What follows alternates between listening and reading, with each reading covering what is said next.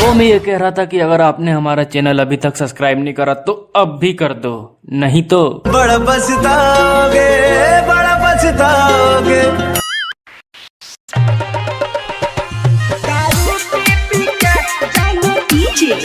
लाल बाबू धूम recording studio, राजा सुनवरसा, थाना चौक। गे दिल में समाई के तू के ना भूलही, गे दिल में समाई के,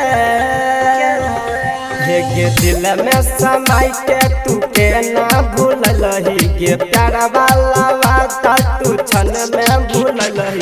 दारू पी पी के, दारू पी पी के, दारू पी पी के जान तोरा भूलई बहु, दारू पी पी के जान तोरा भूलई बहु।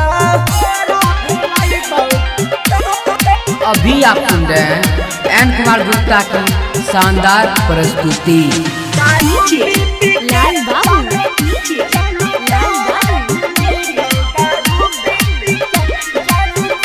जब जब याद आब छो अपन प्यार गे, तब दिल में उठे लहर गे। शादी करके तू जई भी शहर गे, हम मर जइबो खाई के जहर गे।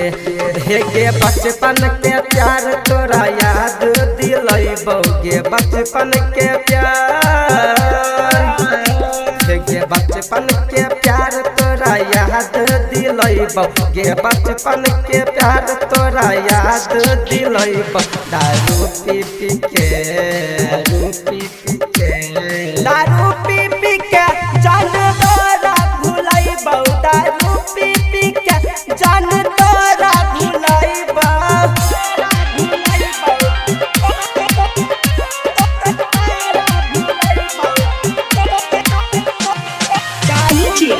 लाल बाबू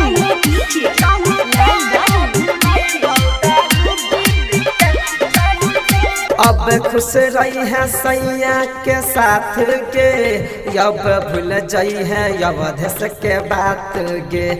अब राहुल मनीष संग रही है गे, रम सूरज के बात में न आई है गे। अब दलही दागा हमको ना मिटोइबोगे, दलही दागा,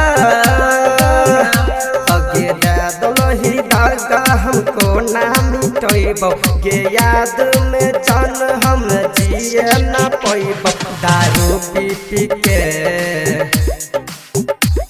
दारू पी पी के